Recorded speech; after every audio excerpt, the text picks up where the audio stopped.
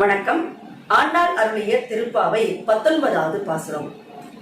குத்து விளக்கெரிய கோட்டுக்கால் கட்டில் மேல் மெத்தென்ற பஞ்ச சயனத்தின் மேலேறி கொத்தலர் பூங்குழல் நப்பின்னை கொங்கை மேல் வைத்து கிடந்த மலர்மார்பா வாய்த்திரவாய். மைத்தடங்கனினாய் நீ உன் மணாலனை எத்தனை போதும் துயிலெழவட்டாய்கான். எத்தனை ஏலும் பிரிவு ஆற்றலில்லாயால் தத்துவமன்று தகவேலோர் எம்பாவாய். போன பாசுரத்துல நப்பின்னை பிராட்டிய எழுப்பணும்னு பெண்கள் முனைகிறாங்க. ஆனா அது முடியலையா. இப்ப திரும்பவும் கண்ணனையே எழுப்புறதுக்கு வராங்க. இப்ப கண்ணன் கிட்ட முதல்ல பேசுறாங்க. கூட நப்பின்னையும் உள்ள இருக்கிறா.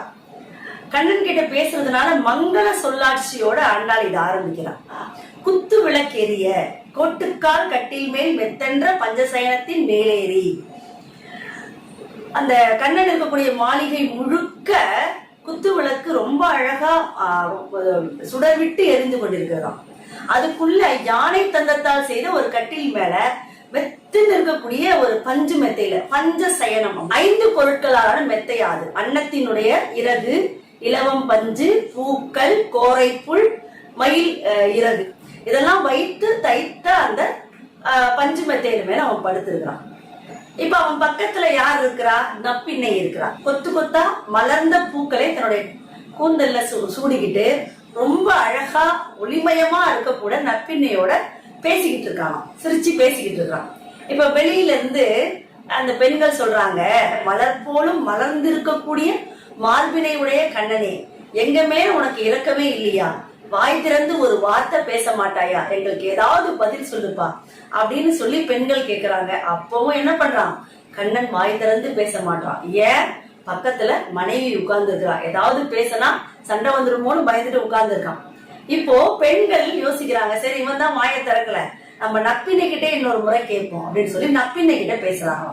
மைத்தடங்கனினாய் நீ உன் மணாலனை எத்தனை போதும் துயிலெழவட்டாய் காண். பெரிய அழகிய மை தீட்டிய கண்களை உடைய பெண்ணே, நப்பின்னையே, எவ்வளவு நேரம் உன் கணவனோட நீ கூடியிருந்தாலும் அவனை விட்டு ஒரு கணம் கூட பிரிவதற்கு நீ சம்மதிக்க மாட்டியே. இப்படி இருக்கிறது உனக்கு தகுதியாகுமாமா அப்படின்னு கேட்கிறான். எத்தனையேனும் பிரிவாற்றகில்லையால் தத்துவம் என்று தகவேலோர் எம்பாவாய். எந்த பெண்ணுக்குமே கணவனை விட்டு பிரியது முடியாதுதான். இருந்தாலும் எங்களுடைய நிலைமையை பார்த்து இறங்கி அவனை தூக்கத்திலிருந்து எழுப்பி எங்க குறைய கேட்க வச்சு நாங்க எங்க குறையை போக்கிக் கொள்ள ஒரு வாய்ப்பு தரமாட்டியா அப்படின்னு நப்பினையை இந்த பெண்கள் வேண்டிக் கொள்வதாக இந்த பாசுரத்தை ஆண்டாள் அமைத்திருப்பாள். குத்து விளக்கெரிய கோட்டுக்கால் கட்டில் மேல் மெத்தென்ற பஞ்சசயனத்தின் மேலேறி கொத்தலர் பூங்குழல் நப்பின்னை கொங்கை மேல் வைத்து கிடந்த மலர்மார்பா வாய் திறவாய். மைத்தடங்கண்ணினாய் நீ உன் மணாலனை எத்தனை போதும் துயிலெழவட்டாய்கான். எத்தனை ஏழும் பிரிவாற்றகில்லையால் தத்துவம் என்று தகவேலோர் எம்பாவாய். நன்றி, வணக்கம்.